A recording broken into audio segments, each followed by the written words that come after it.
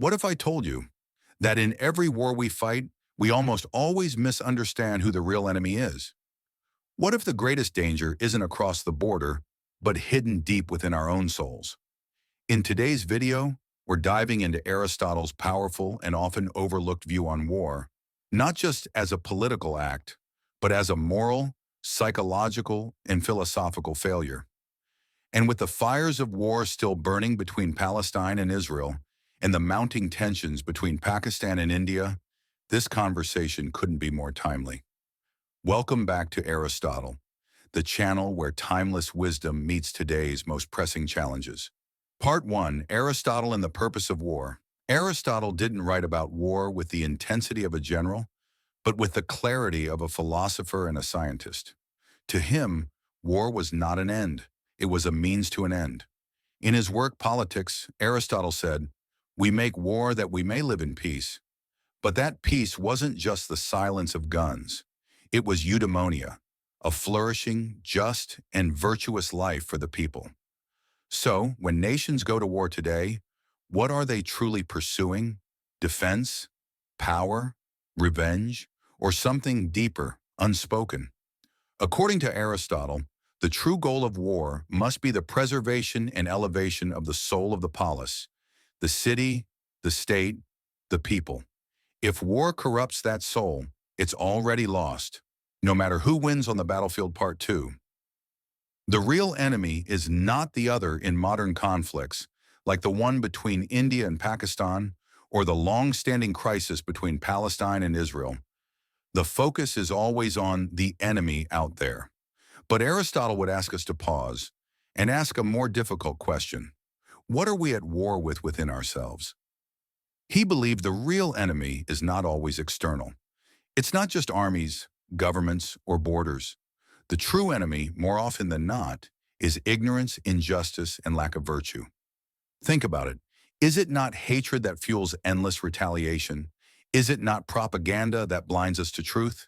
Is it not fear that drives us to strike first?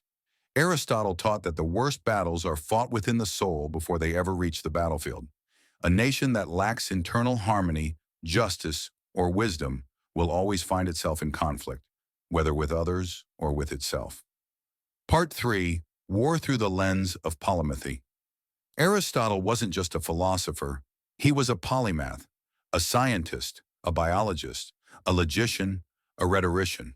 And through every lens he studied, he saw the importance of balance, reason, and purpose. In biology, war destroys life's natural order.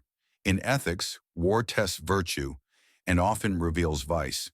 In logic, war replaces reason with emotional impulse. In politics, war must be justifiable.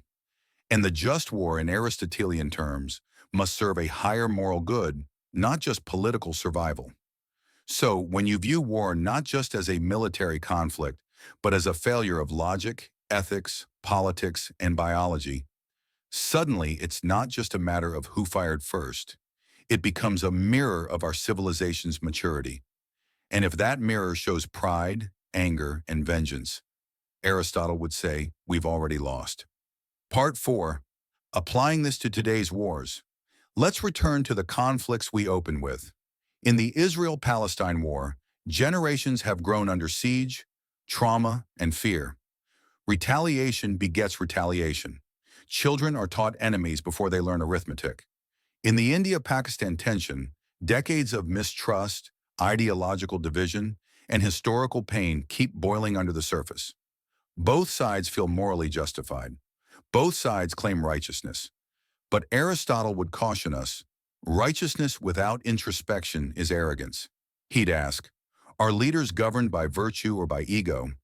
Are citizens being educated in philosophy, ethics, and justice, or only in hatred? Is the war cultivating human flourishing or crushing it?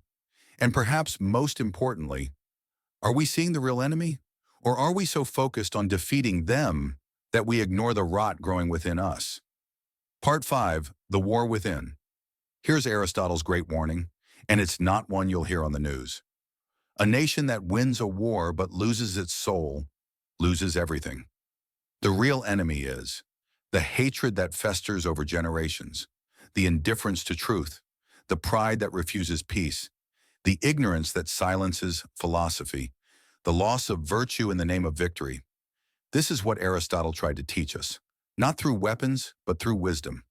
The true war we fight is not between nations. It is between virtue and vice, between reason and rage, between the higher self and the basest instincts. So if you take anything away from this video, let it be this. The real enemy in war is often invisible. And unless we fight that enemy with the same strength we fight those outside our borders, we risk becoming what we once feared. This is why Aristotle's wisdom still matters. Because in the age of bombs and borders, we still haven't learned to conquer our own hearts.